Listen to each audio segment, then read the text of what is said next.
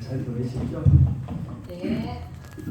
이번 일주일은 사실상 우리 성탄절이 있는 전 세계 축제인데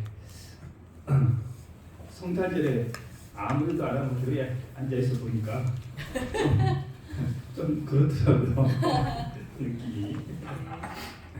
그래서 이 성탄절에 뭐 예배도 하고 막 노래도 하는 교회들이 좀 부럽기도 하고 그래서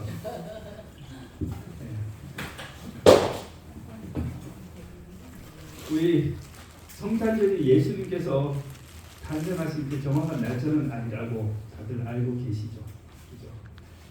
그래서 우리가 그날에 아무것도 안 하긴 안 했습니다만 내일 우리가 이제 성탄절은 아니고 송년음악회인데 우리 이웃들을 좀 초청했으니까 내일 성탄 이야기를 좀 하면서 우리가 예수님께서 당신들을 구원하기 위해서 이 세상에 온다는 것은 알리고 저녁은 먹어야 되지 않겠습니까?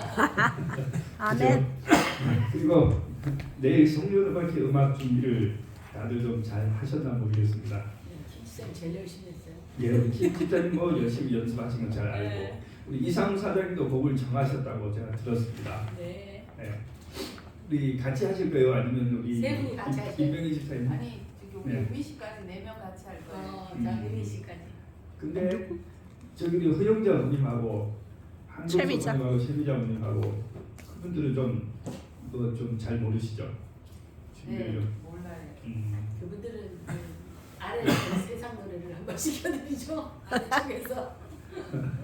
쓰리 엄청 쓰리다. 잘하실 텐데. 아리라. 하여튼 내일 아침에 내일 왜냐면 점심 먹을 시간이 좀 있거든요. 예, 그래서 내일 저쪽에 노인 회장님도 오신다고 그랬어요. 연습하면 되네. 예, 그러니까 뭐 2시간 사이에 식사하고 나서 뭐 곡이라도 정해서 아리랑이라도 좀 부르시도록. 어르신들은 좋겠습니다. 세상 노래 불러도 되죠 뭐. 예, 어르신들이 부르는 노래는 다 건전한 세상 깨끗해. 노래입니다. 예. 어쨌든 우리가 함께 즐기고 또 그렇게 하면서 적을 나누고 또 한 해를 잘 정리하고 그 기회를 이용해서 예수님께서 이 땅에 오셔서 우리를 위해 돌아가셨다는 사실을 직접 간접적으로 알리는 것이 우리에게 좋은 것이라고 생각합니다. 아멘. 우리 김순옥 집사님 곡 준비하셨어요? 그러신 것 같아요. 오늘 저녁에 할 거예요. 오늘 저녁에 하시겠죠? 네. 하여튼 곡을 다 알려주십시오. 그래서 준비가 잘 된 팀을 딱 내일 선발해서 1등, 2등, 3등 시상도 좀 근데 하고. 저희가 늦어가지고 예. 저 예. 박욱재 집사님 먼저 박욱재 집사님 하신 같은 부분이니까 노래예요? 예, 하려고 했었는데 괜찮아요. 왜냐면 내일은 찬양 발표 대회이기 때문에 경기네 경기. 같은 노래라도 누가 더 점수가 많으냐, 누가 잘 부르냐 이게 중요하니까. 경기나 상대가 되겠어요. 우리 선장님. 성희 아버님께서 네. 뭐 전부 다 모르겠대요 찬양을. 어? 몰라서 난 안 부른다 하더라고요. 그러시더니 목에 거는 강림 와서 그 찬양을 어떻게 또 이 노래가 내가 부를 수 있을 것 같다고 그러셨는데 그 가사가 내용이 예. 딱 이상훈 씨 성희 아버님한테 적합한 오. 노래였어요. 아멘. 좋습니다. 맞습니다. 자, 그 노래를 잘하려고 다들 애를 쓰시는데요. 교회에서는 노래를 잘할 필요는 없습니다. 그냥 최선을 다해서 하면 됩니다. 그 다윗이 그 하나님의 법궤가 이제 예루살렘에서 예루살렘으로 들어올 때, 그죠? 빨개 벗고 춤췄. 예, 너무 춤을 좀 평소에 안 추던 사람이 나이 들어서 춤을 좀 췄나 봐요. 그죠? 근데 막 옷을 막 벗고 췄나 봐요. 살을 막 맨살이 보이도록. 그랬더니 딴 사람은 왕이 춤을 추니까 아무 말도 못했는데 그 부인이 말했잖아요. 부인이 그죠? 아이, 얼마나 염치가 없으신지 오늘 온 사람들 다 보는 데서 그렇게 살을 드러내고 우리말로 주책을 부렸다 이거예요. 그랬더니 다윗이 그죠? 그러잖아요. 당신 눈에는 어떻게 보이는지 몰라도 나는 여호와 앞에서 뛰놀리라. 그러니까 아이같이 우리는 하나님 앞에서는 다 아이들입니다. 그러니까 우리가 지금 세상에서는 연세가 많아서 어른들이고 자녀들 앞에 체면을 차려야 되지만 하나님 앞에서는 우리는 어린 아이들입니다. 그러니까 염치를 차리고 체면 뭐 남이 뭐 어떻게 봐줄까 잘 부르냐 뭐 그런 볼 필요 없고 아멘. 성의껏 하나님 앞에서 그냥 최선껏 그 하나님의 사랑을 표현하면 감사를 표현하면 하나님 기뻐하시는 것입니다. 아멘. 그래서 내일이 우리 그런 집회가 되기를 바라면서 우리 또 오늘 말씀을 보겠습니다. 다니엘서 제가 여기 카피를 했는데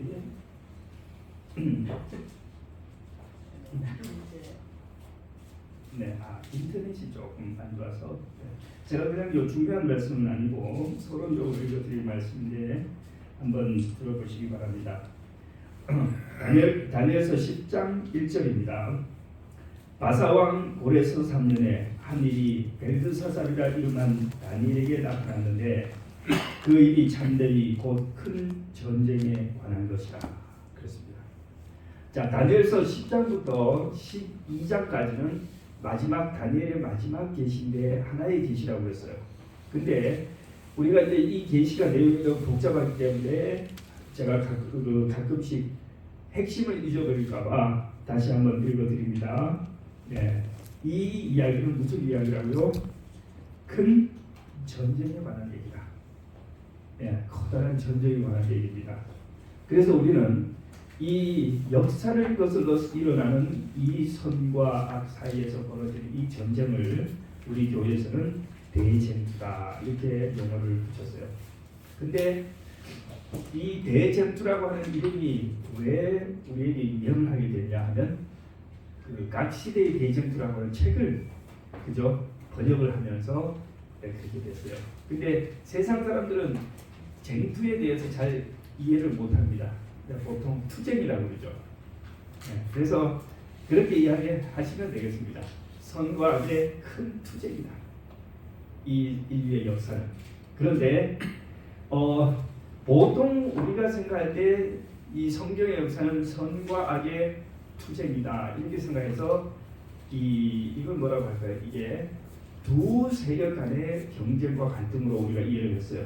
하나님의 편과 그 다음에 사단의 편. 근데 다니엘서 11장을 연구해 보면 어떻게 나와요? 두 세력이 아니고 두 세력이 남방왕, 북방왕으로 나오죠. 그래서 조금 헷갈리는데 다니엘서 11장에 나오는 이것은 뭐냐면 남방왕, 북방왕은 이 세상의 두 세력이고 하나님의 백성은 그 사이에 뭐냐? 낀 세력이에요. 낀 세력. 그래서 세상 사람들의 눈에는 보이지 않는 미미한 존재들입니다. 오늘 보니까 뉴스를 보니까 방금 또 대통령 권한대행이 또 탄핵을 당해서 그죠? 권한대행에 또 권한대행이 또 이제 생겼어요. 그게 뭐예요? 네. 권한 거는. 그러니까 이제 대통령이 탄핵이 되고 네. 그 다음에 또 총리가 대신 이제 대통령 일을 했는데 그 총리도 마음에 안 드니까 또 탄핵이 되고 그 다음에 또 부총리를 갖다가 이제 올리는 거죠. 모르겠어요. 그러다 보면 이제 온 나라가 다 대행이 되는지 모르겠어요. 근데 자 이제 이런 걸 보면 어떻게 됩니까? 이 우리나라도 보면 양당제잖아요. 큰 두 개의 정치 세력이 싸우고 갈등하는데 그 사이에 제3당은 보여요, 안 보여요? 거의 존재감이 없어요. 목소리도 들리지 않고 있으나 말아요. 그러니까 우리 지금 다니엘서 12장이 딱 그쪽이에요. 다니엘서 11장에 누구하고 누구? 남방왕과 북방왕. 이 남방왕, 북방왕이 다 뭐예요? 하나님을 대적하는 세력들, 세상 세력입니다. 세상 세력이 둘이 싸워요. 그 사이에 하나님의 백성은 제3당이에요. 목소리도 안 들리고 존재감도 없고 모든 결정은 누가 해요? 1당과 2당이 다 알아서 해요. 3당은 뭐예요? 항상 손해 보는 거죠. 줄만 잘 쓰면 돼요. 예? 줄을 잘 써요. 이제 장로님 말씀을 잘 하셨어요. 3당은 뭐 하는 거예요? 하나님 줄. 하나님 줄인데 응. 이 양당 속에서 응. 어디에 줄을 서야 되느냐? 자신에게 안전하고 유리한 쪽으로 줄을 서야 되는데 센 쪽에 서 있어. 센 쪽. 하나님께서 왜 우리에게 이 이스라엘 백성들에게 남방왕 북방왕 얘기를 이렇게 자세하게 알려줬을까요? 모르겠어요. 세상에 두 큰 세력이 싸우는데 투쟁을 하는데 어떻게 하면 이스라엘 백성들이 뭐 하지 않고 살아남을까? 피해를 보지 않고 아. 하나님의 백성으로 살아남을 수 있도록 하기 위해서 아. 세상의 두 세력이 이 다음은 남방왕이 이길 차례야, 아, 미리 이다음은 알려주시구나. 북방왕이 이길 차례야를 보여주시는 거예요. 그렇게 이스라엘 백성들이 그 사이에서 예언을 잘 비교해봤다가 다음은 남방왕 차례. 그럼 어떻게 해야 돼요? 거기 가서 남방왕이 협조를 해야 되는 거야. 근데 다음은 북방왕 차례. 그럼 거기 가서 합니다. 왜? 좋아 좋아. 하나님의 백성이 아직 뭐야? 예수 그리스도 그 육신적 혈통 가운데 누가 와야 돼요? 예수 그리스도가 와야 됩니다. 육신 가운데 예수 그리스도가 탄생해야 되고 이스라엘 백성들이 하나님의 언약과 법계, 그죠? 율법을 보존하고 있잖아요. 그러니까 이것을 보존해야 되는데 세상에 이스라엘 백성은 야당도 안 되고 여당도 안 되니 뭐예요? 진짜 제3당자도 안 되는 조그마한 존재감 없는 당이니까 줄 잘 서라. 그렇게 해서 뭘 주신 거예요? 이렇게 남방왕과 북방왕에 대한 얘기를 자세히 주신 거예요. 근데 여기를 읽어보면은 상징도 없어. 그냥 직접적으로 다 썼어요. 뭐 뿔이 어쩌니, 뭐 그죠? 뭐 바다가 어쩌니 뭐 이런 거 하나도 없어요. 그냥 남방왕이 올라가서 치고 북방왕이 올라가 치고 뭐 계속 이렇게 나와요. 네. 자, 그러면 이게 어디까지 가냐 하면은 이스라엘 백성들이 그죠? 다니엘 시대부터 예수님께서 태어나시고 돌아서 가실 때까지 쭉 나와요. 언약의 왕이 죽을 때까지. 그 다음에 언약의 왕이 죽은 이후에 이 북방 왕이 또 남방 왕이 무엇을 뜻하느냐, 상징하느냐? 왜? 예수님 돌아가신 이후의 신약 시대, 교회 시대는 이제 더 이상 남방 왕과 북방 왕, 그 다음에 하나님의 백성이 더 이상 하나님의 백성이 이스라엘이 아니에요. 아 맞아. 그죠? 그렇기 때문에 우리는 그것이 무엇을 의미하는지를 잘 보고 잘 하나님의 백성이 어떤 위치에 있는지 또 북방왕이 지금 뭘 하는지 이런 것들을 우리가 주시해서 봄으로써 오늘 우리가 살아가고 있는 시대를 뭐 할 수 있다? 알 수 있다. 근데 지난번에 제가 했던 내용 가운데 기억하십니까? 남방왕, 북방왕의 투쟁에 뭐까지 나왔어요? 옛날에 십자군 전쟁도 나왔지만 거룩한 동맹, 미국의 레이건하고 교황 요한 바오로 2세가 동맹을 맺어가지고 구소련을 몰락시킨 것까지 어디에 나왔어요? 11장. 다니엘서 11장이 다 나왔잖아요. 그러니까 얼마나 우리 말세를 살아가는 성도들에게 굉장히 좋은 유익한 도움이 됩니다. 아멘. 그러니까 여러분 성경에 찾아보면요, 마지막 때라는 말이 가장 많은 책이 어느 성경일까요? 다니엘서. 예? 다니엘. 다니엘서가 마지막 때라는 책이 가장 많아요. 그러니까 다니엘서는 정말로 종말을 살아가는 사람들을 위해 쓴 책이에요. 그런데 기독교에서 가장 무지한 책이 또 무슨 책이에요? 정말 그리스도인들이 가장 모르는 책이 또 다니엘서예요. 그래서 여러분 우리 이 금요일마다 배우고 또 안식 오후에 배우는 이 성경이 이 시간이 굉장히 귀한 시간입니다. 네. 하나님께서는 두 가지를 가지고 그의 백성을 인도하시는데 하나는 율법이고 첫째는 율법입니다. 율법으로 우리가 무엇을 해야 할지 말아야 할지는 즉시 알 수 있어요. 두 번째는 예언입니다. 예언을 통해서 하나님께서 역사적으로 그분이 하시는 사업을 우리에게 보여주고 있어요. 만일 예언을 전혀 알 필요가 없다면 주지도 않으셨겠죠. 성경의 예언은 가장 분량이 많습니다. 그것은 우리가 그것을 주의 깊게 연구해서 적어도 우리의 먼 미래의 예언은 알지 못하지만 우리가 살아가는 이 시대를 위한 하나님의 뜻은 분별할 수 있어야 되는 것이 이게 우리 예언을 주신 목적입니다. 예, 그래서 오늘 이제 우리 다니엘서 11장의 맨 마지막 5번째입니다. 맨 마지막 진짜 우리들의 얘기입니다. 와 멋있다. 네, 잘 보셔야 합니다. 네. 자, 다니엘서 제1부분 1장 11장 2절에서 4절은 페르시아 역사와 헬라 그리스 등에는 너무 쉬웠어요. 그 다음에 5절부터 15절 두 번째 부분은 그리스가 뭐냐면 남방왕이고 북방왕은 누가 돼요? 로마 제국이 돼요. 그 다음에 11장 16절부터 22절까지는 로마 제국이 이제 등장을 하면서 누가? 메시아의 탄생과 죽음으로 거기 보면 언약의 왕 또는 동맹한 왕이라고 되어 있는데 그것이 정치적인 로마 제국의 어떤 황제가 아니고 바로 언약의 왕 예수 그리스도입니다. 그 다음에 23절부터 39절까지가 로마 교회의 주변과 베드로의 역사인데 이 사이에 뭐가 나왔어요? 남방왕은 누구였어요?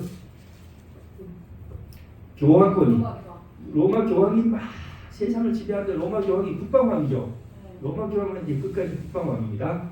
그때 남방왕으로 등장했던 세력이 누구였어요? 중세의 십자군 전쟁을 얘기했잖아요. 북방왕이 십자군을 통해서 남방왕을 쳤는데 그 남방왕이 이겼죠. 이 남방왕이 누구냐? 바로 이슬람 세력이었어요. 이슬람 세력. 그 다음에 그것이 이제 끝난 다음에 오늘 이제 우리가 40절부터 배우게 되겠는데요. 자, 그러면 여기 이제 중요한 거 나옵니다.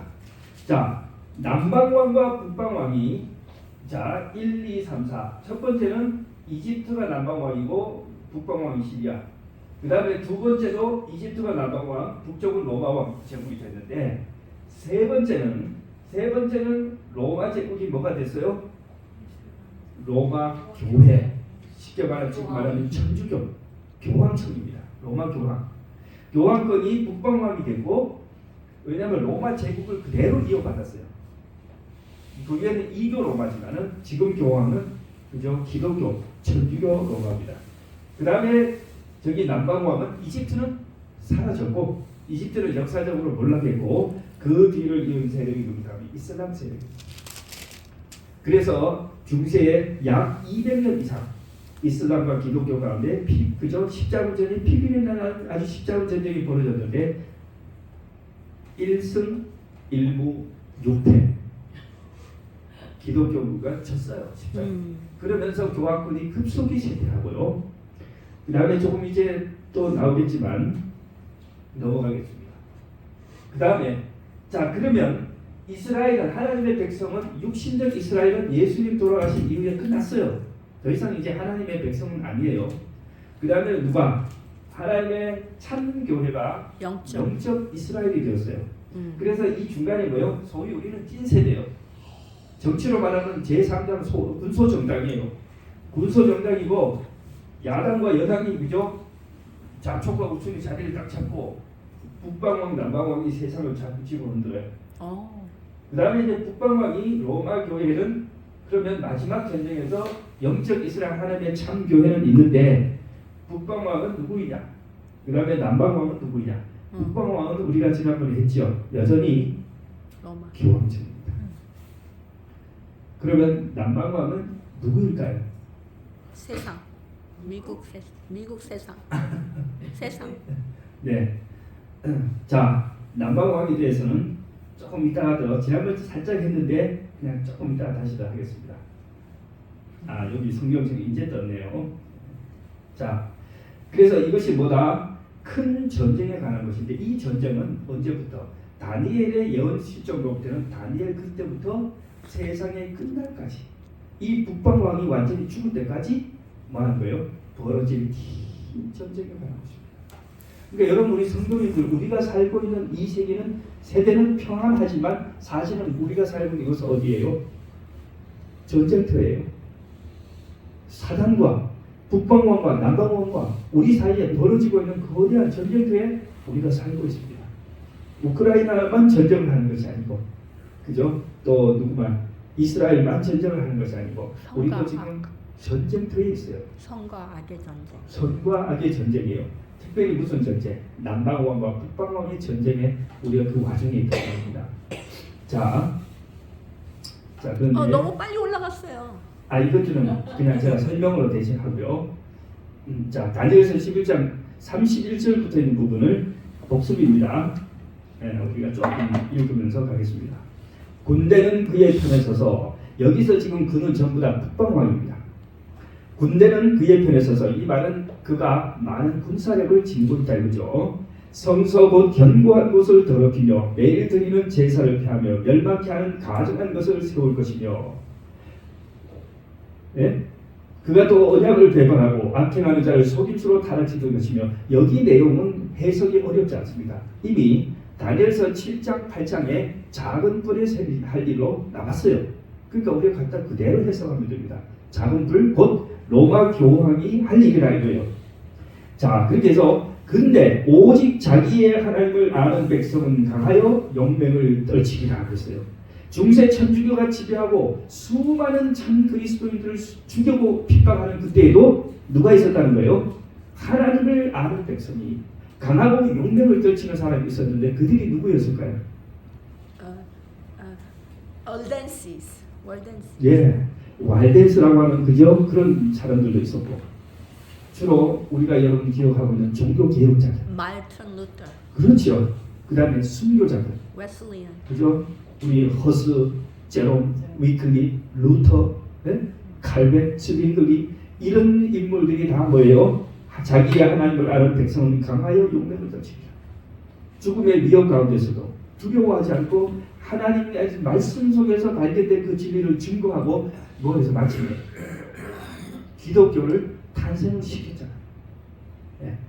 거의 하나님의 도움이 없이는 불가능한 일이었는데 그렇게 했어요. 아멘. 예. 그 다음에 33절, 백성 중에 지혜로운 자들이 많은 사람을 가르칠 것이나 그들이 칼날과 불꽃과 사로잡힘과 약탈을 당하여 여러 날 동안 몰락하리라. 이 북방왕의 그 바퀴 속에서 많은 종교 계획들, 비판 속에서 많은 종교 계획자들이 하나님 앞에 그들의 생명을 아끼지 않고 진리를 고수하고 진리를 가르치고 오고 있어요. 그 때문에 칼날과 불꽃과 사로잡힘과 약탈을 사자굴. 그렇죠. 그들이 몰락할 때 도움을 조금 얻을 것이나 많은 사람이 속임수로 그들과 결합할 것이며, 그들 중 지혜로운 자 몇 사람이 몰락하여 무리 중에서 연단을 받아 정결하게 되며 희게 되어 마지막 때까지 이르게 하리니 이는 아직 정한 기한이 남았습니다. 자, 그래서 많은 종교 개혁자들이 순교를 당하기도 하고 또 그렇게 주장하는데 마침내 도움을 조금 얻었다고 했어요. 이 도움이 뭐예요? 루터와 같은 경우예요. 루터는 사실 정말 홀로 맨몸으로 혼자서 뭐였어요? 그 거대한 로마 가톨릭을 대항했던 거예요. 그런데 정치적인 이유로 독일에서 독일 나라 전체가 누구를 지지해요? 독일 나라 전체가 루터를 지지해버린 거예요. 프린스 왕자들이. 네, 안 그래도 뭐였는데 보통 같았으면 교황청에서 파면을 시키면 루터는 그대로 잡혀서 화형당할 거예요. 그 앞에 많은 순교자들이 화형을 당했어요. 그런데 루터도 화형을 당할 것인데 놀랍게도 뭐였어요? 독일의 제후들과 군주들이 루터를 지지했어요. 그래서 성경을 번역했어. 예, 그래서 루터가 성경을 번역하고, 그죠? 그렇게 하면서 마침내 이 종교 개혁이 전 유럽에 퍼지게 됩니다. 자, 그런데 여전히 뭐예요? 이것이 완성되지 않고 아주 고통을 하면서 몰락을 할 정도로, 근데 언제까지? 마지막 때가 되어야 된다. 마지막 때가. 자, 그럼 여러분 마지막 때가 언제예요? 성경이 말하는 마지막 때는 언제입니까? 예수님의 재림. 아니야. 1700 한때 두때 반때 1200년. 그렇죠. 모든 그리스도인들은 자기들이 사는 시대를 다 종말이라고 생각했어요. 그리고 항상 자기들 시대에 예수님이 올 거라고 생각했어요. 그런데 다니엘의 예언을 보면은 객관적인, 그건 좀 주관적이에요. 모든 그리스도는 우리 때 예수님 온다고 믿었는데 그건 좀 주관적이고, 전체 역사를 객관적으로 다니엘이 말씀해 놓은 마지막 때가 있어요. 그때가 언제냐, 그죠? 다니엘은 여러분들 말하기를 이 글을 간수하고 봉합하라. 이 다니엘서를 열지 마라. 때가 되면 마지막 때가 되면 뭐 한다는 거예요? 지식이. 열린다. 마지막 때까지 이 글을 간수하고 동함하라. 이 말은 옛날에 그죠 두루마리를 써서 왕이 도장 딱 찍어서 열지 못하게 하면 못 열었어요. 네. 그것을 열 수 있는 때, 열 수 있는 권한을 가진 사람만 열었어요. 그러니까 하나님께서 다니엘서를 마지막 때까지 동함하고 뭐 하지 마라, 오픈하지 마라. 이 말씀은 뭐냐 하면 다니엘서를 못 읽게 한다는 말이 아니에요. 어떤 교회 목사님들은 그렇게 설교를 한대요. 봐라, 다니엘서를 마지막 때까지 봉합하고 간수하고 봉합하라고 했으니 이건 보면 안 되는 책이다. 그게 아니고 하나님의 말씀은 뭐냐면 봐도 모른다는 거예요. 열어봐도 뭔 뜻인지. 왜? 먼 미래의 일이니까. 그런데 마지막 때가 되면 그 사건들이 성취될 때는 뒤돌아보고. 읽는 사람들이 그 사실을 알아볼 수 있다 이거예요. 아멘. 그래서 그 말이 마지막 때까지 이 책을 봉합하라 이거예요. 간수하라. 어. 그런데 그러면서 다니엘 말하기를 많은 사람이 빨리 왕래하며 지식이 더하리라. 그렇게 해서 우리는 다니엘서의 예언이 언제 끝나는지 자 한번 보겠습니다. 네? 어디 가는 거야? 죄송합니다. 제가 여기 표를 하나 넣었는데 또 아이고 순서가 좀. 자, 성경이 말하는 마지막 때는, 다니엘서가 말하는 마지막 때는 로마 교황청이 공식적으로 출범한 538년에 시작해가지고 성경에 다니엘서 말한 한때, 두때, 반때. 혹시 들어보셨어요? 임명희 집사님 한때, 두때, 반때 들어보셨어요? 그 다음에 또 보면은 성경에 보면 42달, 계시록은 42달 이렇게 되어 있어요. 그 다음에 또 다른 계시록에 보면은 1260일 이렇게 되어 있어요. 다 똑같은 기간. 한때, 두때, 반때는 3년 반이에요. 3년 반을 계획 세워보면 42달이에요. 42달을 30일씩 이렇게 옛날 달력 30일씩 곱하면 1260일이에요. 계시록에 여러 번 나온 그것이 사실은 다니엘에 나온 세때 반, 한때, 두때 반의 같은 표현이에요. 그건 뭐냐면 이 저기가 작은 불로 삼기면은 교황권이 공식적으로 세상에 등장했던 538년부터 1260년을 계산하면 1798년이 되는데, 그때 무슨 일이 있었다?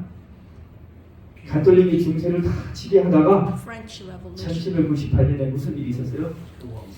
교황이 잡혔어. 예, 프랑스 혁명으로 일어나는 그 혁명군이 어디를 들어갔어요? 감옥, 바티칸에, 감옥. 로마 바티칸에 들어가서 교황을 체포해가지고 뭐했어요? 유배를 보내고 유배지에서 교황이 죽어버린 거죠. 그 이후에는 과거에 사람을 살리고 죽이던 천주교의 그 세력을 다시는 뭐 할 수 없어요? 다시는 할 수 없어요. 그래서 성경은 이때부터 다니엘서는 마지막이다. 1798년 이후에 그 사건 이후로 성경에 기록된 많은 마지막 사건들이 일제히 성취되기 시작합니다. 성경에 보면 하늘에 해가 어두워지고, 해가 그죠? 밤처럼 어두워지겠지. 달이 피처럼 붉어지고, 하늘의 별이 별빛처럼 떨어지고, 이런 마지막 예수님의 예언들도 1798년 이후로 막 성취해요. 거대한 지진들, 많은 정말 예언들이 이제부터 일제히 시작되면서 종말의 문을 두드리는 겁니다. 아시겠죠? 자, 그러면 지금 이제 우리가 살아가는 이 시대에 자, 프랑스 혁명을 이제 우리가 얘기를 했는데요. 여기 조금 성경을 읽겠습니다. 자, 아까 그 북방왕 가톨릭이 그 천주교 교황권이 그 왕이 자기 마음대로 행하며 스스로 높여 모든 신보다 크다 하며 비상한 말로 신들의 신을 대적하며 형통하기를 분노하시니 그때까지 하니, 그 지난번 다니엘서 8장, 7장 공부할 때 제가 말씀 보여드린 여러 가지 교황의 문서들은 교황을 자기를 하나님의 지상의 하나님의 대리자로, 그리고 교황 무오설이 있습니다. 실제로 교황은 어떠한 일도 잘못할 수 없다.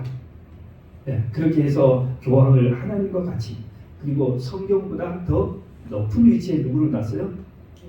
교회와 교황을 놓습니다. 네. 자, 그래서 뭐예요?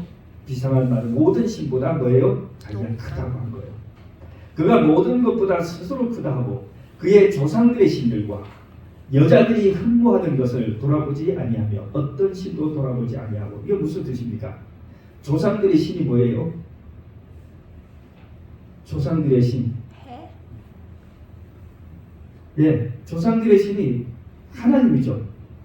그 다음에 또 밑에 보면 뒤에 어떤 신도, 그죠? 어떤 신도 돌아보지 아니하고. 역시 여러 신들을 그죠? 돌아보지 않고 여자들이 흠모하던 것. 이건 뭡니까? 예, 뭐 여러 가지를 해석하지만 제가 생각할 때 여자들이 성경에는 교회를 그죠? 여자들을 교회로 이제 보니까 우리가 생각할 때 여자들이 흠모하는 건 남편. 우리의 신랑이 누구예요? 예수님. 교회는 신부고 신랑은 예수님 아니에요. 이런 것을 돌아보지 않고 어떤 신도 돌아보지 않는다. 대신에 무슨 신을 섬겨요? 강한 신. 그게 뭐야?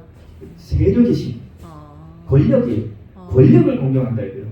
그의 조상들이 알지 못하는 신에게 금은 보석과 보물을 들여 공경할 것이요. 여러분 천주교에 가보시면 참 우리하고는 참 많이 틀립니다.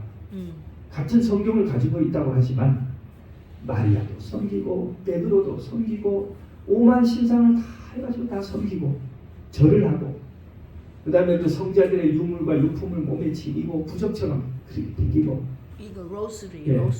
그 다음에 마리아 숭배. 마리아 숭배가 성경에 있습니까 없습니까? 근거가 없어요. 전혀 근거가 없어요. 마리아를 그렇게 숭배하고 예. 그리고 여기가 세력의 신을 공경한다고 그랬는데요. 로마 천주교처럼 정치와 결탁한 종교가 어디 있습니까? 우리는 확실하게 정교 분리입니다. 그러니까 우리 단상에서도 정치 얘기하지 않고 그 다음에 또 정당 아까 제가 말씀드린 여러분 우리는 어느 정당을 지지하지 않습니다. 물론 뭐 하든 안 돼요. 어떤 정당이 나쁜 짓으로 백성을 억압하거나 약자를 억압한다면 우리는 그 약자들을 도와야 되지만 저항을 해야 되지만 두 정당이 저거 잘 먹고 살겠다고 권력 투쟁을 하는데 우리는 누구 편을 들지 않습니다. 네, 우리는 철저하게 정교 분리입니다. 기독교의 근본 정신. 그런데 천주교는 정말 너무 정치적이에요. 왜? 그들은 권력, 재물 이런 것을 필요로 하기 때문에 그렇습니다. 자, 어쨌든 그렇게 해서 그런 이방신을 힘입어. 자, 이 이방신 우리 성경에 있지 않는 신이에요.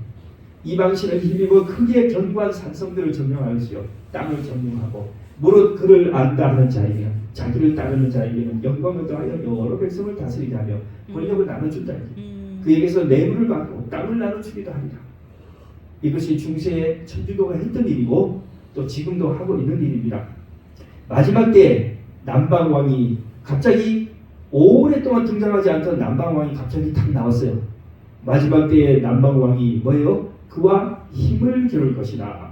북방왕이 병거와 마병과 많은 대로 해오리 바람처럼 그에게로 마주 나와서 그 여러 나라에 침공하여 물이 넘치기까지 지나갈 것이요. 이 남방왕이 북방왕에게 한번 대들었어요. 막판에 한번 대들고 끝나죠. 이 마지막에 북방왕에게 대들었던 이 남방왕이 누구라고요? 그게 일단은 프랑스 혁명입니다. 세상. 프랑스 혁명을 통해서 뭐했어요? 나폴레옹의 군대가 교황을 뭐했어요? 윤회를 시켰잖아요. 그리고 그 이후로 다시는 교황이 과거와 같은 중세와 같은 그런 권력을 휘두르지 못해요. 그런데 이 프랑스 혁명이 단순한 하나의 혁명이 아니고 프랑스 혁명의 정신이 뭐라고 그랬어요? 지난번에 제가 말씀드렸는데 무신론. 중세의 천주교가 했던 종교의 이름으로 자행했던 아주 진절머리 나는 그런 부패와 타락과 특히 잔인한 종교 재판 이런 것을 보면서 뭐했어요? 너무너무 실증이 나서 반종교 개혁이 뭐예요? 이거예요. 자, 그렇게 해가지고 프랑스 혁명의 그 결과물이 뭐냐면 공산주의입니다. 네. 그래서 모든 공산주의가 어디서? 프랑스에서 교육받고 와가지고 그죠? 중국과 베트남과 라오스, 아시아 우리 김일성만 거기 안 갔다 왔어요. 저기 프랑스 안 갔다 유학파가 아니에요. 근데 김일성은 러시아에서 배워왔죠. 이 프랑스에서 공산주의가 일어나서 공산주의가 무슨 일을 해요? 남방왕의 역할을 합니다. 그래서 그렇게 하다가 오늘 제가 그것을 다시 할 필요는 없지만 공산주의가 자유진영과 대립을 벌이면서 하다가 미국과 교황권이 뭘 했다고요? 손잡아. 손을 잡아서 이 공산주의를 물러시키자고 그렇게 시작한 지 불과 몇 년 후에 소련이 어떻게 되어버렸어요? 무너졌어요. 소련이 무너지고 말았어요. 그래서 동구권의 많은 유럽 국가들이 동구권 유럽 국가들이 공산주의에서 벗어나서 이제는 완전히 저한 자유국가 됐는데 천주교국가 됐죠. 자, 그러면 이제 오늘 마지막 부분인데요. 여기 중요한 게 있습니다.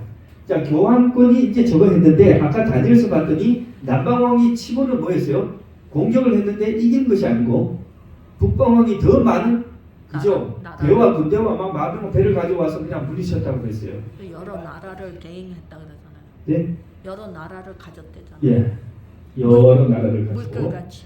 자, 그 북방왕이 공격을 당했지만 뭐 했다는 거예요? 살아난다 이거예요. 이긴다는 거예요.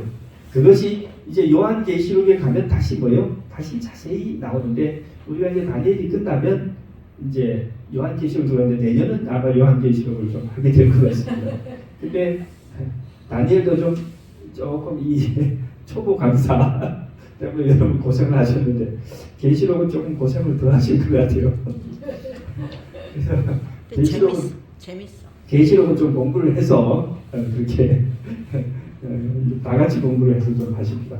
자, 계시록 13장에 보면 3절과 10절에 여기 나옵니다. 그의 머리 하나가 상하여 죽게 된 것 같더니, 그죠? 그 죽게 되었던 상처가 나음에 온 땅이 놀랍게 여겨 짐승을 자르고 먼저 나온 짐승의 모든 것들을 갚아서 행하고 땅과 땅에 사는 자들은 처음 짐승에게 경배하게 하니 곧 죽게 되었던 상처가 나은 자들이라. 자, 요한계시록은 상징을 통해서 썼기 때문에 나라를 짐승으로 표현했어요. 다니엘 12장은 그냥 북방왕으로 했는데 이 짐승이 뭐였다는 거예요? 한번 죽게 되었어요. 왜? 진짜로 나폴레옹 군대에 그죠? 잡혀가지고 유배 가서 죽어서 다시는 과거 같은 것을 못했으니까 이제 뭐였어요? 교황권은 다들 끝났다고 생각했어요. 근데 여러분 지금 교황권이 끝났습니까? 아니요. 지금 교황권의 인기는요 말도 할 수 없이 천주교에서 얘기하는데 자기네 교세가 지금 30억이 넘는다고. 30억이 넘는데 그 말이 맞을 거예요. 한국에서도 제가 어릴 때만 해도 천주교 교인 수가 별로 안 됐어요. 얼마 안 됐는데 지금은 기독교를 다 합친 것만큼 될 것 같아요. 엄청나게. 4,500만. 지금 그것도 옛날 통계 같아요. 엄청나게 많아졌습니다. 저는 혈리 와서 깜짝 놀랐어요. 혈리 와서 보니까 다 캐톨릭. 천주교가 개독이 많더라고요. 예, 많아요. 예. 자, 그래서 그분들은 잘 모를 수 있어요. 그분들은 착하고 선한 마음으로 열심히 하지만 역사를 볼 때 그리고 성경을 볼 때 그들의 뿌리가 이랬다는 것을 우리가 알고 있어야 됩니다. 왜? 우리 시대에 앞으로 이제 교황권이 일어나서 여기서 그치는 것이 아니고 앞으로 교황권이 우리와 관련 있는 일을 하게 될 겁니다. 자, 그냥 저런 거 있지 왜 안 가? 이거 지난번에 했던 것이고 제가 설명을 더 드린 겁니다. 자, 이제 오늘 중요한 것인데요. 시간 많이 갈게요. 다니엘서 11장 41절. 그가 북방왕 교황이 그가 성경 북방왕 교황이 오는 과거입니다. 해석이니까요. 자, 그가 북방왕이 또는 교황이 또 어디 들어가요? 영화로운 땅에 들어갈 것이요 많은 나라를 패망하게 할 것이나 오직 에돔과 모압과 암몬 자손의 지도자들은 그의 손에서 벗어나리라 그랬어요. 자, 그러면 천주교 교황 북방왕이 어디 들어간다? 영화로운 땅에 들어간다. 영화로운 땅이 어딜까요? 예루살렘하고 미국? 예루살렘? 미국. 이제 어떤 사람은 예루살렘이라고 하고 어떤 사람은 미국이라고 그러죠. 예. 네. 나는 미국일 것 같아요. 예. 우리 저거 할 때 이 다니엘서 12장에 쭉 나올 때 영화로운 땅은 어디였어요? 예루살렘. 이스라엘 예루살렘을 영화로운 땅이라고 그랬죠. 예. 그런데 구약 시대에는 지리적인 이스라엘이 맞았어요. 예. 근데 신약 시대 우리 아까 해석할 때 신약 시대에 와가지고는 이스라엘이 뭐가 됐어요? 없어졌어. 하나님의 교회잖아요. 하나님의 교회가 됐잖아요, 이스라엘이. 예예예. 여기 영화로운 땅도 그거예요. 아 하나님의 교회예요? 교회예요. 미국이 아니고. 미국이란 어떤 지리적인 땅이 아니고, 그러니까 이 캐톨릭이 영화로운 땅은 기독교입니다. 기독교인들과 뭐 하는 거예요? 기독교인들과 함께 아 그래서 무슬림은 안 단다 이거구나. 영화로운 땅에 들어가 가지고 기독교 세력과 함께 뭐 하는 거예요? 이제 많은 일을 하는 거예요. 네. 근데 그렇게 세상을 그러니까 원래 저 다니엘에서 영왕으로 땅을 갖다 우리가 이스라엘 예루살렘을 가르쳤잖아. 근데 그게 영적인 이스라엘로 바뀌었잖아요. 마찬가지로 여기서 영화로운 땅이라고 할 때는 이스라엘이 영적 이스라엘로 바뀐 것처럼 바로 육적 이스라엘 이제 아니라 바로 이건 이제 하나님의 영화로운 땅, 하나님의 백성을 전체적으로 가리키는 거예요. 네. 그래서 아까 우리가 공부할 때 그게 종교 개혁, 천주교 그 박해 가운데 용맹스럽고 그렇게 했던 그들이 뭐였어요? 개혁자들. 개혁자들이 그 죽었어. 개혁을 해가지고 교회를 일으키고 했지만 여전히 뭐예요? 어려운 가운데 있는 모습을 보잖아요. 네. 네. 여기서 말하는 하나님의 백성 영원한 땅은 어쩌면 그 개혁자들이 세운 기독교 세력이라고 보는 것이 좋은 것 같아요. 그렇게 해서 이 북방 교황이 기독교가 원래 자기를 뭐했어요? 떠났잖아요. 버리고 떠난 기독교들을 다시 뭐예요? 다시 모아들여가지고 그들과 함께 이제 뭐 할 거예요? 세상의 마지막에 역사를 이루려고 할 것이다. 자, 여러 가지 해석들이 있지만 오늘은 하여튼 이 해석으로 나가겠습니다. 네. 자, 그런데 그러면 교황이 다시 기독교도들을 모아가지고 다시 뭐 하려고 해요? 합작을 해가지고 온 세상을 이제 동호하는데 그 중에서 벗어날 사람이 있어요. 에돔과 모압과 암몬 자손의 지도자들은 그 손에서 벗어난다 그랬어요. 이 말은 또 뭘까요? 무슬림들이에요. 에돔, 모압, 암몬 자손이 무슬림인가? 에돔, 모압, 암몬 자손. 에도에서의 자녀들이고 그렇죠. 모압은 저기 루세잖아요. 그래서 제가 자료를 조금 만들어 왔는데 자, 요것만 하고 오늘 끝나고 또 나머지는 또 다음 주에 하겠습니다. 자, 시간이 뭐 어차피 공부하는 시간이니까 우리 그죠? 자, 제가 에돔, 모압, 에돔, 암몬 그리고 모압 세 개를 다 성경에서 이제 정리를 좀 해왔는데, 자, 에돔은 누구의 자손입니까? 그래서 여기 보면 조상이 에서예요. 에서의 자손. 아이색. 예. 그 에서는 누구의 형제죠? 야곱 야곱과 에서는 원래 쌍둥이 형제였는데 야곱이 하나님의 선택을 받아서 이스라엘 백성의 조상이 되고 에서는 지금죠 거기서는 벌을 받지만 역시 에돔이라고 하는 민족을 이루어서 이스라엘 백성의 옆에 같이 살았어요. 그러다가 에돔이 나중에 이제 형제 민족으로 크게 됐는데 출애굽 이스라엘 백성들이 애굽에 갔다 올라올 때 하나님이 이스라엘 백성을 뭐라 그래요? 여기에 좀 제가 성경적으로 읽어드릴게요. 하나님이 이스라엘 백성이 에돔 땅을 지나가되 뭐 하지 마라? 괴롭히지 마라. 싸우거나 괴롭히지 마라. 그는 형제다. 그리고 그 땅을 내가 그 에서에게 주었다. 그죠? 그러니까 에돔은 뭐예요? 이스라엘의 가장 가까운 형제입니다. 그 다음에 모압과 암몬은 누구예요? 라셋 자녀. 롯의 자녀들이죠. 롯은 아브라함의 조카였는데 롯도 아브라함과 같은 신앙을 가지고 있었잖아요. 하나님이 섬기고. 그런데 롯의 두 아들이 모압과 암몬인데 자, 이 모압이 뭐였어요? 소리가 네. 이 모압과 암몬이라고 하는 그죠? 두 아들이 뭐요? 민족을 이루어서 이스라엘 백성들과 가까운 곳에 살고 있었습니다. 역시 이스라엘 백성이 들어갈 때 하나님 뭐라고 그랬어요? 우리 개척교 아이들 메시지를 계속 보내는데요. 하나님의 명령, 하나님은 이스라엘이 모압과 싸우거나 그 땅을 차지하지 말라. 이스라엘 백성들이 애굽에서 가나안을 들어갈 때 막 모든 민족을 뭐 했어요? 다 없애라 멸하라 그랬는데 모압 없애지 마라, 싸우지 마라. 내가 그 땅을 그 자손에게 주었다. 어. 암몬 역시 똑같습니다. 암몬에게 말하지 마라. 다 참고로 모압은 뭐예요? 여러분 룻기에 나오는 룻 있죠. 그죠? 그 과부 와서 그 했던 예수님 조상이 된 룻이도 모압 열기잖아요. 그들이 이런 것을 볼 때 모압, 암몬, 그 다음에 에돔 이 족속들은 저거는 아니지만 완전한 하나님의 신앙을 갖고 있지는 않았지만 상당히 그 조상들로부터 하나님에 대한 상당한 많은 지식을 가지고 꽤 유사한 신앙을 하고 있었다고 생각이 돼요. 예. 그리고 이스라엘 백성들과 때로는 뭐하고 싸우기도 하고 때로는 뭐하기도 하고 때로는 좀 지나기도 하면서 나중에 하나님의 심판을 받고 이런 여러 가지 일이 있지만 어쨌든 마지막 시대에 하나님께서 뭐라 그래요?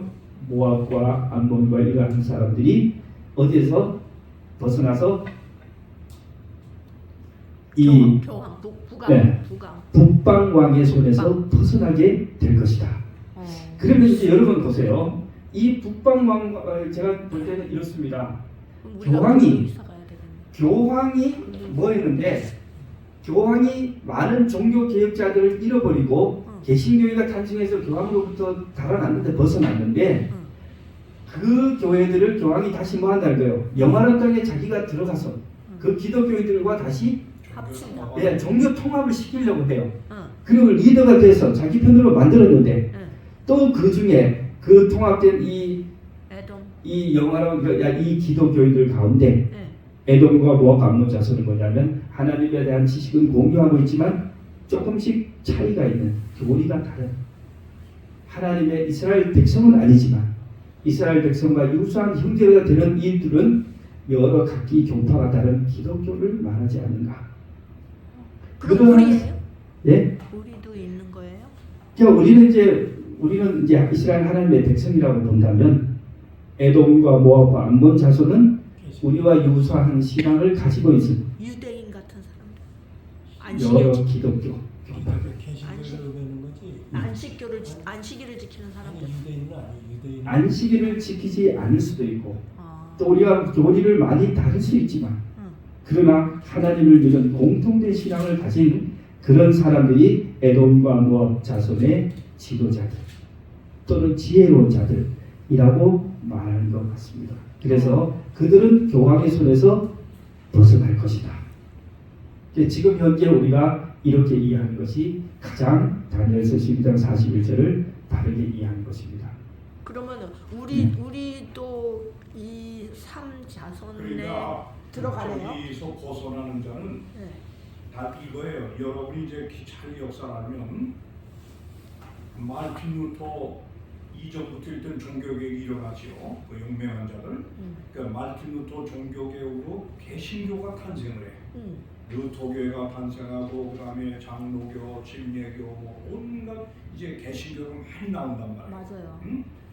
그런데 그 개신교들이 여기서 이제 모압과 저 에돔 아까 이제 목사님 설명하셨죠. 그 개신교들이 결국은 이 교황권과 손을 잡아. 손을 잡아. 이게 세계 지금 종교 통합 운동으로 이루어지고 있는 거예요. 맞아요. 그런데 그 가운데서 진리를 따라 살고자 하는 자가 나온다는 거예요. 저거요. 그렇죠. 암몬 자손의 지도자들 이 가운데서 그의 손에서 벗어나. 할렐루야. 그게 바로 참 백성들이야. 보는 일이 있겠다는 거예요. 아멘. 그게 아멘. 정확한 거예요. 그러니까 와. 여러분이 꼭 아실 것은 이 다니엘은 요한계시록과 짝을 이루는데 다니엘은 구약의 대예언서고 계시록은 신약의 대예언서인데 이것이 짝을 이루는데 다니엘서는 곧 요한계시록의 비밀을 푸는 열쇠라고 했어요. 그러니까 다니엘을 깨닫지 못하고 요한계시록을 알 길이 없어. 알아요? 그래서 다니엘의 기별은 마지막 때까지 이 글을 간수하고 봉함하라. 이 다니엘의 기별은 마지막 계시록에서 이루어질 마지막의 모든 것을 미리 가르쳐준 열쇠예요. 그래서 다니엘은 지금 아주 어려운 걸 배우는 거예요. 지금 11장. 맞아요. 나도 이거 지금 처음 다니엘서의 11장을 여러분이 한 번 이렇게 목사님에게 들어서 알 수가 없어. 두 번, 세 번, 네 번. 아마 우리 이상 사장 같은 분은 지금 골치가 아플 거예요. 그러니까 이걸 안 되면 중세에 이렇게 그러니까 역사를 옛날에 알아야 돼. 역사. 여러분이 아시려면 오늘 남방과 북방의 역사를 알려면 옛날 에집트, 바벨론 역사부터 이게 쫙 내려오는 거를 이걸 연결해서 로마 시대, 로마 교황 시대에서 마지막 시대까지 이걸 이 역사를 먼저 머리에 그려놔야 요게 좀 이해가 돼. 이 계시 다니엘 11장하고 우리 안식교인도 목사들 중에도 이거 제대로 이해할 사람이 많지 않을 거예요. 내가 추측하면. 맞아요. 예, 몰라요 이거. 그러니까 이게 모르는 게 아니고 어려워 해석 자체가. 예, 근데 그러나 그 구약에 내려온 이 역사, 아까 우리 목사님이 얘기한 대로 이 쟁투, 이 남방왕 북방왕의 이 역사를 쭉 요것만 머리에 그리고 있으면 이게 해석이 머리에 들어와요. 감사합니다. 어쨌든 제가 좀 부족하지만 목사님께서 좋았어. 너무 보충을 근데 이 해주셔가지고 어려운 거를 지금 목사님이 내가 보니까 아주 지금 여러분이 그나마 정말 속두가 아니면 어느 정도 이해할 수 있도록 지금 잘 가르치는 거야. 나도 지금 처음 들은 거야 이거. 지금 내가 알지만은 근데 이거 이해가 돼. 이걸 목사님들도 이걸 목사님들도 이걸 가르치려면 뭐 제대로 못한다니까 그러니까 그것이 이걸 한 교회들이 성장하는데 그 제대로 못 배워봤죠? 못 배워봤을 거예요. 이거 너무 신기해 오늘. 근데 우리 목사님이 지금 가르치는 그래도 쉽게 이해할 수 있도록 여러분에게 지금 잘 가르쳤는데 예, 제가 오늘 한 번에서 이건 못 깨닫는다. 두 번, 세 번은 들어야 될 거다. 아멘. 우리 목사님 앞에서 강의하기 참 힘들어요. 다니엘 박사님이셔가지고 어쨌든 근데 이걸 알고 나면 11장은 몇 시간? 계시록이 확 보입니다. 3시간. 계시록 13장이 이루어지는 게 18장이 거의 모든 게 다니엘이 이걸 깨닫고는 환하게 보여요. I want to see. 예. I want to see. 그러니까 나 보고 여러분 싶어요. 이 다니엘 이 진리를 깨닫고 있는 이 교회에 속해서는 걸 감사해요. 영광이야 영광. 네, 감사합니다. 아멘. 그래서 우리가 뭐 때로는 좀 우리의 한계로 좀 틀릴 수도 있고 하지만은 성경을 연구하는 이 모임은 굉장히 중요한 거예요. 아멘. 네. 오늘날 많은 교회들이 참 프로그램은 좋은데 참 프로그램도 좋고 봉사도 하고 많이 하는데 그러나 하나님의 말씀이 없어. 수입하는 이 시간이 없어. 부족해요. 없어. 맞아. 그 저도 부끄럽습니다. 저도 사실은 다니엘서 10장 여기까지 가르쳐 본 거는 제 목회 30년에 사실은 오늘이 처음이에요.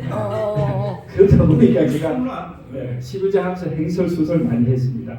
근데 어쨌든 뭐 여러분들에게도 유익이 되는지 모르지만 제 자신에게 유익이 많이 됐습니다.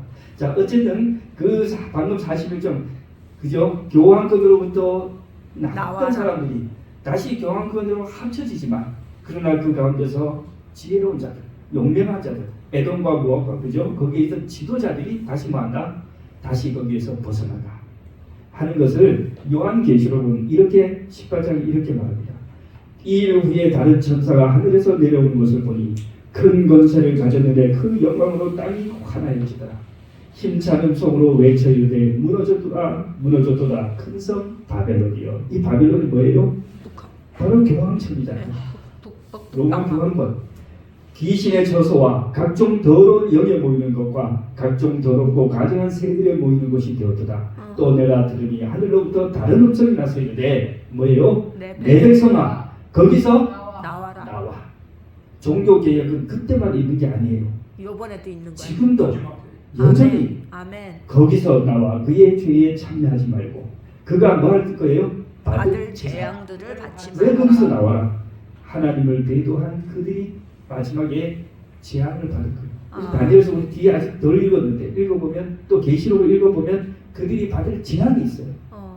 천국에는 당연히 못 가고 그들이 받을 재앙이죠. 하나님은 거기서 나오라는 거예요. 아멘. 그 나오라는 것이 이름 지우고 나오는 그것뿐 아니라 뭐예요? 하나님의 진리를 순종하라는 거예요. 진리를 따르라는 거예요. 예, 그들이 진리를 감추었기 때문에 우리는 진리를 캐고 연구하고 그 진리를 순종함으로써 거기서 나오는 것입니다. 아멘. 오늘 이런 삶을 살 수 있도록 하시고 또 다음에 이어서 배우도록 하겠습니다. 계시 화이트 인계서도 대전교회